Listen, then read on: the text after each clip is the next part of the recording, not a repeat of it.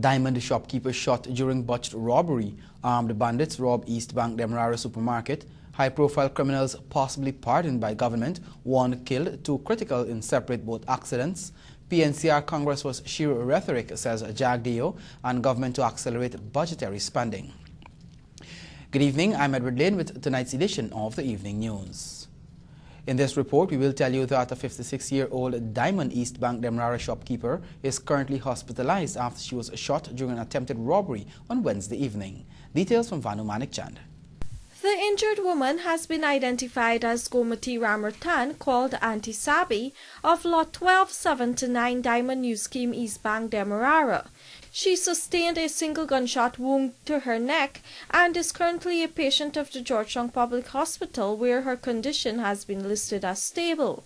The incident took place sometime after 17 hours on Wednesday. According to reports reaching the Evening News, the woman was at home and opened her door to go outside when she was confronted by two masked men, one of whom was armed. The men held her at gunpoint, but before they could have made any demands, they got distracted by the neighbor's vehicle, which pulled up at the same time. This caused the gunmen to become confused, and they discharged a round, hitting the mother of two to her right side neck before escaping. Neighbors immediately rushed to the woman's rescue and transported her to the Diamond Diagnostic Center, where she was treated before being transferred to the GPHC. At the hospital on Wednesday night, the injured woman's sister recounted to this newscast what she was told about the incident. The news that I got that my sister got shot, I was over the west side. What she told me is that she was at the back cutting up chicken, and as she entered the house and closed her grill, two guys jumped, they were masked, they jumped and they shot her. So I asked her just how she was conscious. So I asked her if they demand anything. She said no. I said, they're getting the house. She said no. So I don't know exactly what happened. That's so far that I know. According to Rosita, Ramratan lives alone and operates a grocery shop to earn a living. This is the first time the woman was attacked. No one has since been arrested, but the police have since launched a manhunt for the perpetrators. Reporting for the Evening News, Vanu Manik Chand. Meanwhile, armed bandits on Wednesday night invaded a supermarket at Covent Garden, East Bank, Demerara, and ordered the owner, staff and customers to lie face down on the ground before carting off with more than $1 million in cash and valuables. The incident occurred at about 19 hours 30 at Fresh Mart supermarket. According to the owner, bandits stole about $300,000 in cash, one Samsung S6 Edge phone, one gold ring, one wristwatch, and a quantity of phone cards. They also snatched phones, jewelry, and cash from employees and two customers. The owner of the establishment is offering a $1 million reward for vital information that may lead to the arrest of the perpetrators. Government's refusal to reveal the names of the pardoned prisoners has led to the belief that there were high-profile criminals among those released. Davina Samaru tells us more in this report. Despite constant pressure from stakeholders for greater transparency, government remained adamant in its bid to keep the identities of the pardoned criminals a secret, and opposition leader Bar Jagdeo strongly suspects that this is because the government spearheaded the release of dangerous individuals. We believe that the reason they're not giving the answer is because, contrary to what they told the public, that these are people who stole cell phones, etc., that there were some high-profile criminals who were clients of some of the lawyers in the APNU AFC coalition who were on that list. And that is why they are refusing to give the names, because they released some of their clients. Last year, President David Granger pardoned some 50-odd prisoners whom he claimed were guilty only of petty crimes. He had announced that more prisoners will be pardoned this year as part of a budding tradition for the independence anniversary. However, to date, the list of prisoners to be pardoned is yet to be approved.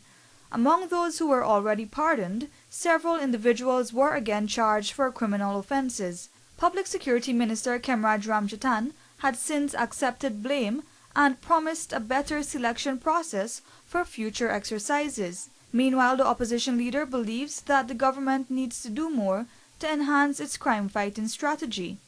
In response to the notion that the current crime situation is a continuation of the crime wave in the early 2000s, Jagdeo posited that those who subscribe to that belief are clearly out of touch with reality.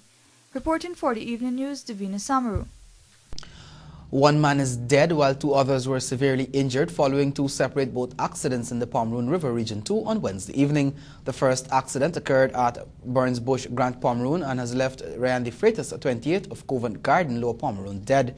According to reports, the now dead man was driving a wooden boat powered by a 40-horsepower outboard engine when another boat crashed into him. He sustained severe head injuries and was pronounced dead on arrival at the Saudi Public Hospital. The driver of the other boat was arrested and is assisting with investigations.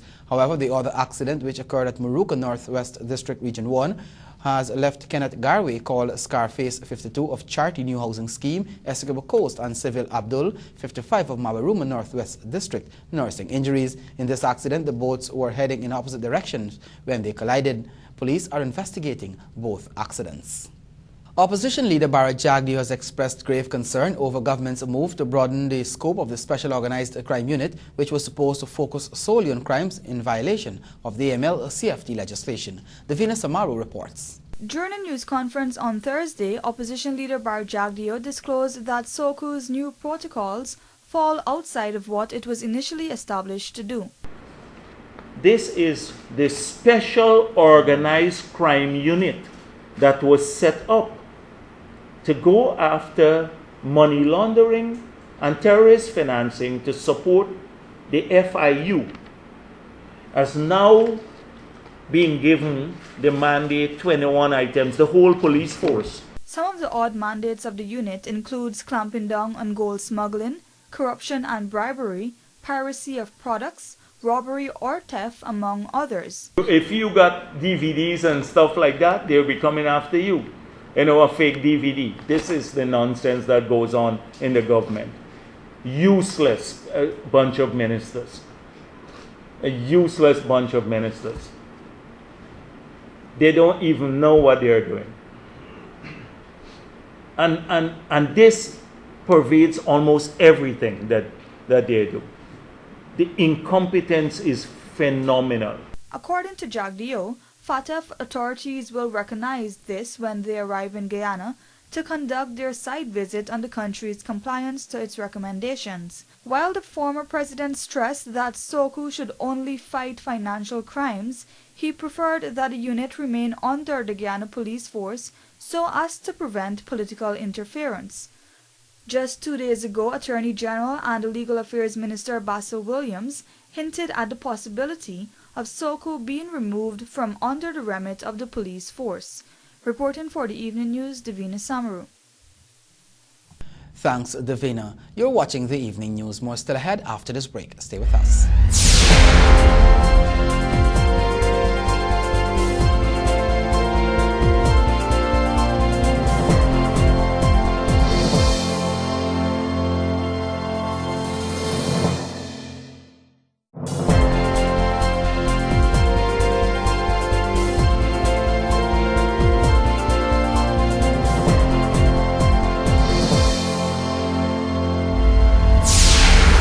Welcome back. You're watching the Evening News. The recently concluded Congress of the People's National Congress reform has been labeled as a major disappointment by opposition leader Bharat Jagdeo, who also knocked the party's vision of governing by the principles of its founder leader, Forbes Burnham. Details in this report. Opposition leader Bharat Jagdeo expected that greater clarity on the government's developmental plans for the economy would have emanated from the speeches during the 3-day Congress. I was disappointed. We heard the president attempting to define his government and what will guide his government. And he said, we will look for inspiration and policies from the Burnham era. So he placed Burnham at the center of the philosophy of his government. In fact, he observed that President David Granger and his fellow party comrades are still feeding sheer rhetoric to the public. This Congress was about rhetoric. We don't have, when they went into the Congress, we didn't know what the government policy was on the economy, and they came out of the Congress, and we still don't know where the country is going. Jagdeo outlined that touted policies like bridging the gap between hinterland and coastland development, fostering social cohesion, and the creation of a green economy are all lofty promises with no precise plan on how they will be achieved. Furthermore, the opposition leaders strongly criticized President David Granger's constant endorsement to the policies practiced by former President Burnham. If you trace the era that Burnham lived in and practiced his policies in, you would see that that era has been characterized not by egalitarianism, but by significant acts of discrimination, by a failing economy, in fact, a failed economy, economic hardships, by a repressive state. Look at the findings of the Walter Rodney Commission of Inquiry, what they found not about the killing of Walter Rodney itself, but about the era in which he lived and in which he was killed. They found that it was a society characterized by fear. According to Jagdeo, this modern era obligates policymakers to look beyond Burnham. Reporting for the Evening News, Davina Samaru. Thanks, Davina. In light of the recent revelation that only 50% of the 2016 budgetary allocations were spent, steps are being taken to encourage more rapid regional spending, as the next budget presentation is expected in 3 months. Vanu Manikjan reports. Government is considering the establishment of planning units and broadening the scope of the National Tender and Procurement Administration in order to help accelerate the level of regional spending. This is according to President David Granger, who told reporters on Wednesday evening that there needs to be a better approach to encourage spending within the administrative regions. The president's comments came in light of revelations made by Finance Minister Winston Jordan that only half of the 2016 national budget was spent in some 9 months into the fiscal year. Granger said he was aware of the issue and that they are looking to solve the problem in 2 ways. That we should create planning units in all of the ministries, and this is being done in preparation for the financial year 2017 budget. There needs to be more careful planning so that the budgetary allocations could be spent in a timely manner. It's a question of planning. There's no incompetence or inefficiencies.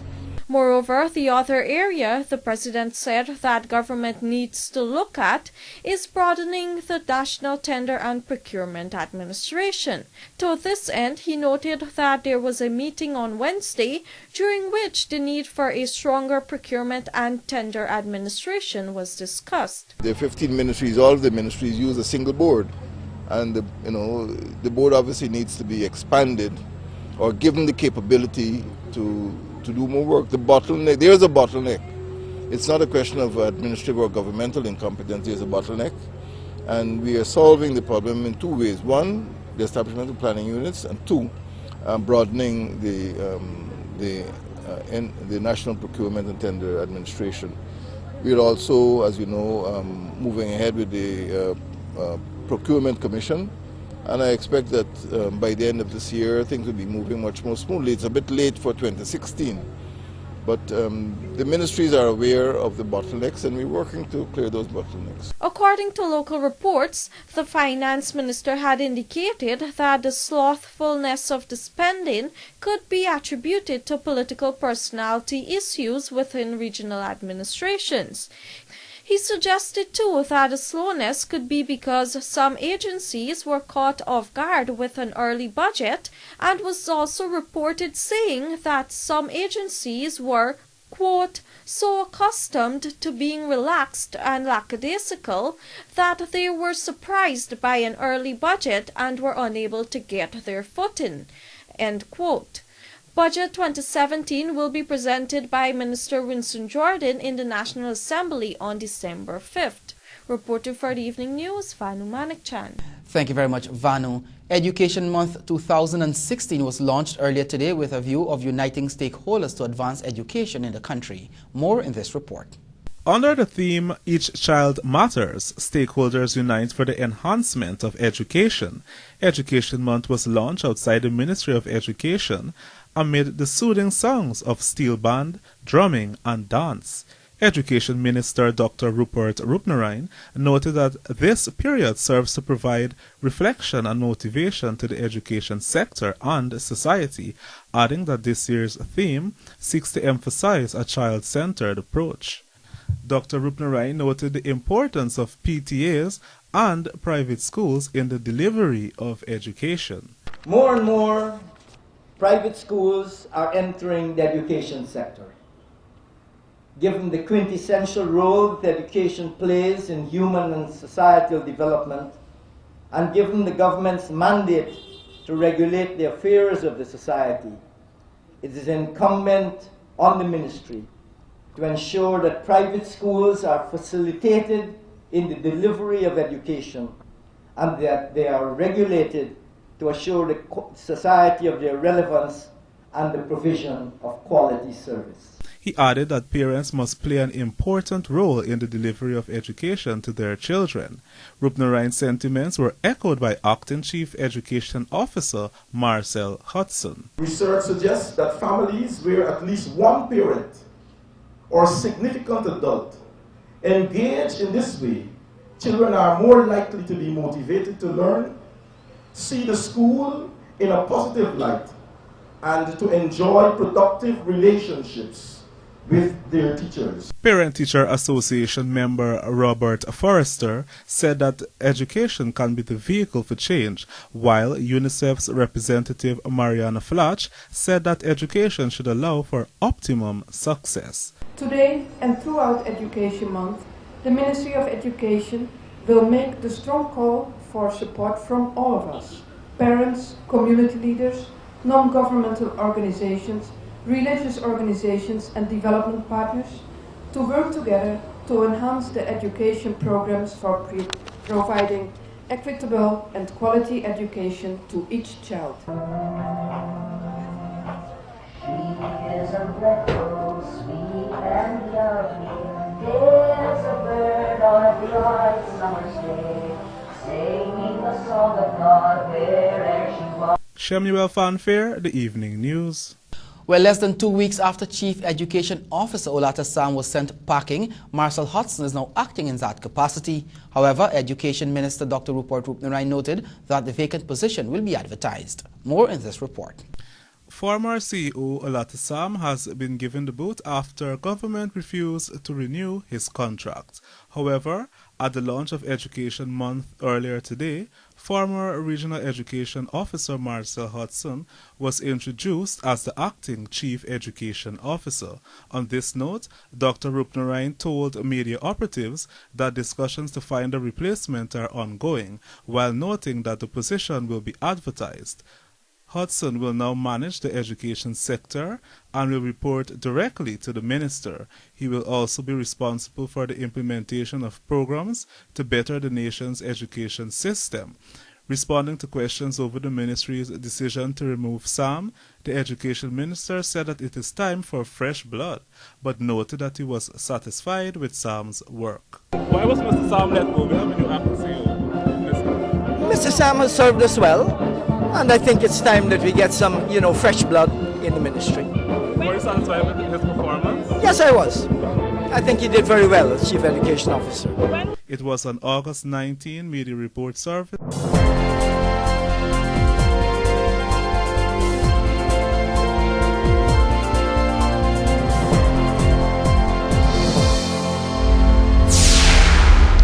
Welcome back. You're watching the Evening News. Chief Justice Yonette Cummings Edwards has reportedly removed herself from presiding over the case involving Deputy Registrar of the Deeds and Commercial Registry, Zana Frank. Details in this report.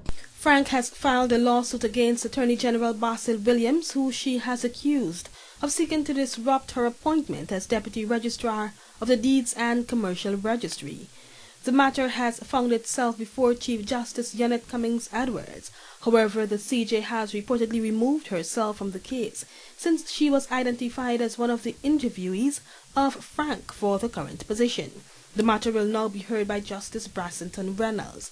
Meanwhile, Williams said he has filed an affidavit in answer, pointing out in particular that Frank has sued the wrong person. What I filed was that they sued the wrong person. The proper respondent should have been the authority because it's a corporate entity, that's one.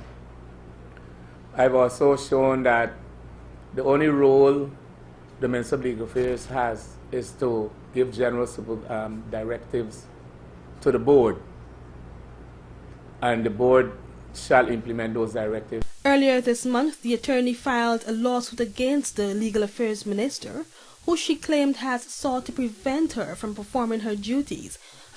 According to the application, Frank is requesting Williams to show cause why he should not be compelled to obey and comply with the JSC's decision to appoint her. She was also granted orders directing him to show cause why his decision to appoint Penelope White should not be quashed, as she contends that it is unlawful, and to show cause why the Human Resource Manager of the Deeds Registry should not be made to obey the government order to pay Frank all her salaries and allowances owed to her since May 9, 2016. Former Attorney General and Legal Affairs Minister Anil Nandlall could be taken before the Privileges Committee of the National Assembly for misleading the House on the Walter Rodney Commission of Inquiry. Alexis Rodney reports. Legal Affairs Minister Basil Williams on Tuesday said Nandlall had not been truthful to the National Assembly during his tenure as Attorney General about the reason behind the establishment of the Walter Rodney Commission of Inquiry. According to Williams, Nandlall had told the House that it was the wife of Dr. Rodney who had requested that the COI be established. However, it was found that this was not so. He said too that the wife had requested that neither Rodney's party, the Working People's Alliance, nor the People's National Congress be involved in the inquiry. Those are lies, and so it was shown right there and then in the Parliament from the verbatim record of the proceedings of Sir Richard Cheltenham's commission that it was a lie. So he'll have to face those consequences. The Walter Rodney COI was established back in February 2014, but began its actual work 2 months later. According to the then government, the 3-member team was expected to determine who or what was responsible for the death of Dr. Walter Anthony Rodney, a renowned historian and political leader of his time, who was killed when an electronic device exploded in his lap on June 30, 1980. Former President Donald Ramotar, sponsor of the commission, had said that his government was responding to the pleadings of the wife and children of Dr. Rodney for the establishment of the inquiry. The investigation, which found that the People's National Congress was responsible for Rodney's death, is yet to be released to the public. Thanks, Alexis. Now for a look at what is happening inside the courts with Renella Bourne. The 6th edition of the outreach program began last week at Tumeri. That was deemed a success after more than 100 children benefited. The outreach ended earlier today with a grand health fair. The initiative earlier today saw hundreds of children being provided with various health services and more so school items. This newscast caught up with the Public Relations Officer, Vidya Sanchara, and this is what she had to say. We are excited to be here today to end off our back to school, since today is the 1st of September and tomorrow is the last day where parents can do their little bits of shopping. So what we're doing is that getting children ready to go back to school on the 5th of September. That is next week, Monday. So what we're doing here today, we like to call it our back to school fair or our grand back to school event. She further added that the only challenge the Giant Telecommunications Company experienced in delivering this program to their listed destination was being unable to make it to Essequibo due to their transportation that was recently broken. The program benefited children of Tumeri, Mahaika, Berbice, and Tushin. Sanchar expressed her gratitude to the sponsors that welcomed Digicel's initiative. Absolutely 100% Digicel, but we would like to thank the persons who have come on board with us, especially the Rotary Club of Georgetown Central. The bus is in partnership with them. We give them a sponsorship check, so it's like, you know, a bartering system. So we sponsor the bus and they give back to us in this way, but everything else we would have facilitated, we would have paid, we would have gotten everything here for the kids. Jacqueline James, Director of Marketing, noted that the initiative was solely because Digicel wanted to give back to the children. It's a Digicel initiative. We just want to do something great for the children going back to school. This is the last weekend before school reopens next week.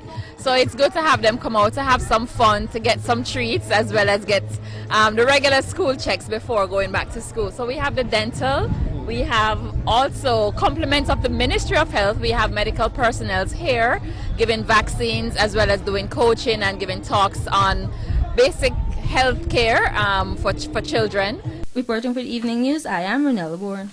Also in the courts, a self-confessed serial robber appeared before the Vigilance Magistrates Court today, slapped with 10 charges for a series of armed robberies on the east coast of Demerara. 27-year-old Shemroy Hackett, called Donkey, of Lot 137 Beirut Bachelor's Adventure, East Coast, Demerara, pleaded not guilty to all 10 charges and was remanded to prison until September 30. The defendant was apprehended following a high-speed chase on Monday after committing a robbery at Enmore, East Coast, Demerara. Apart from the 6 robbery on the arms charges, Hackett was also slapped with 2 counts of discharging a loaded firearm with intent, as well as possession of an unlicensed firearm and 12 rounds of matching ammunition without being the holder of a license. Join us after the break for your regional and international news. Stay with us.